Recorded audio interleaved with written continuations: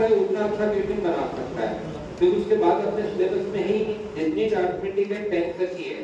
लेकिन क्या ट्रिग्नोमेट्री तो आपने 11th में भी पढ़ी थी क्या? आप लोग बाद में भी ट्रिग्नोमेट्री वो काम में लेते ही रहते हैं। तो 10th तक अपने पास ट्रिग्नोमेट्री आसान है, 10वीं तक ट्रिग्नोमेट्री आसान है, 10th तक के ही क्वेश्चन अपने पास आते हैं। हम लोग तो बहुत सारे फॉर्मूले यहाँ 11th क्लास के भी पढ़ लेंगे, क्योंकि सीडीएस वगैरह में जो क्वेश्चन आता है वो 11th का बेस क्वेश्चन भी आ जाता है।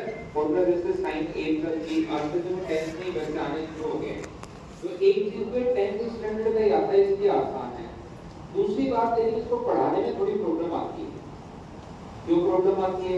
क्योंकि एक दो बच्चे जो है जो मैथ्स बैकग्राउंड से हैं, उन लोगों को लगता है मैं बताऊंगा sin थीटा बराबर परपेंडिकुलर अपॉन हाइपोटेनस लंब/काट। उनको लगेगा ये बताने की क्या बात है, जैसे एबीसीडी पहले से ही पता रहती है, ऐसी ही बात तो कम से कम पता होनी चाहिए कि sin थीटा बराबर लंब/काट होता है। दूसरे वो लोग भी हैं जो 10th क्लास में मैथ छोड़ चुके हैं, और 10th क्लास में भी जब ये टॉपिक देखा था तो लगता था कि अपनी मन पास होना मुश्किल है ना।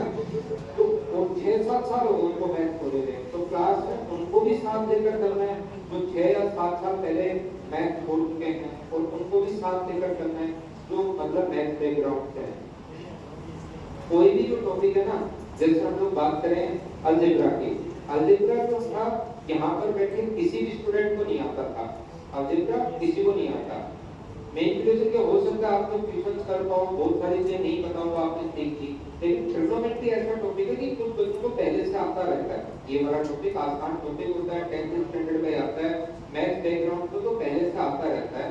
तो होता क्या है कि मैं आपको बोर्ड पर वो वाला तरीका बताऊंगा जो सबसे ठीक और सबसे आसान और सभी को समझ में आ जाए। लेकिन इनके क्वेश्चंस करने के अलग-अलग तरीके हो सकते हैं, एक ही क्वेश्चन अलग-अलग तरीके से सोल्व हो जाता है कि इसमें बदल लो तो भी सोल्व हो जाएगा, इसमें बदल लो तो भी सोल्व हो जाएगा। मैं सबसे आसान तरीका बताऊंगा, फिर आपके जो पास में बैठे हैं उसको आप लोग बोल तो देख एक तरीका मैं भी बताऊं, वो बेचारा पहले से ही परेशान है कि ये वाला समझ में नहीं आ रहा है, आप वाला उसको आएगा ही कहां से समझ में, तो फिर हर क्वेश्चन में उसको बोल तो देख एक तरीका मैं भी बताऊं, तो उसको डिस्टर्ब करना शुरू कर दोगे आप। तो जो जिस भी बच्चे को लगता है कि मुझे तो मैं सर मैथ्स बैकग्राउंड से हूं, ट्रिग्नोमेट्री मुझे पहले से ही आती है, तो आप लोग अपने पास वाले को डिस्टर्ब करने के बजाय कल से एब्सेंट होना शुरू हो जाना, क्योंकि चीजें सीखनी तो है आप लोगों को। वैसे आप में से मुझे नहीं लगता किसी को आती है, लेकिन ट्रिग्नोमेट्री किसी को आती है, मुझे लगता नहीं कि सारे के सारे क्वेश्चन आप लोग कर पाओगे, लेकिन फिर भी अगर आपका कॉन्फिडेंस है कि सर हमें तो आती है पूरा, कहीं कोई दिक्कत नहीं है, तो क्यों आप लोग अपने पास वाले को डिस्टर्ब करोगे, क्यों खुद का मनोबल खराब करोगे? आप आराम से आप लोग एब्सेंट हो जाना, बजाय अपने ज्ञान का दिखावा करने के।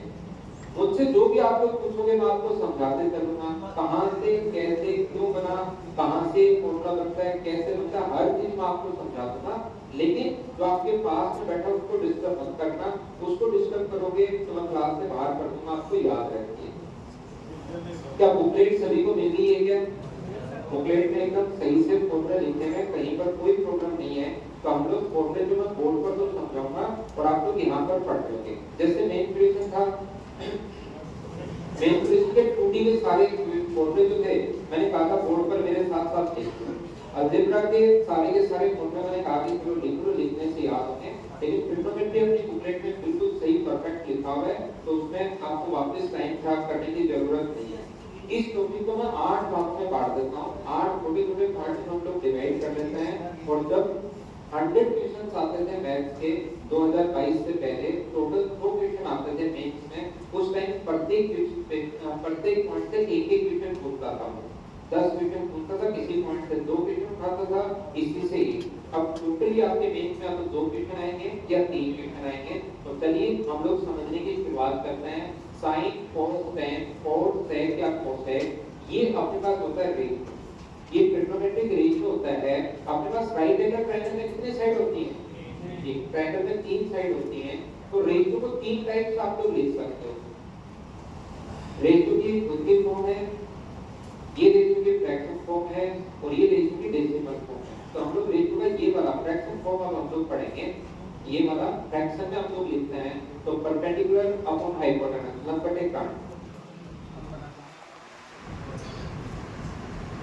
ये आधार/काट होता है बेस अपॉन हाइपोटेनस, ये लंब/आधार, परपेंडिकुलर अपॉन बेस, ये आधार/लंब, बेस अपॉन परपेंडिकुलर, ये हाइपोटेनस यानी कि काट बट्टे आधार, हाइपोटेनस अपॉन बेस, और ये काट बट्टे लंब यानी कि हाइपोटेनस अपॉन परपेंडिकुलर।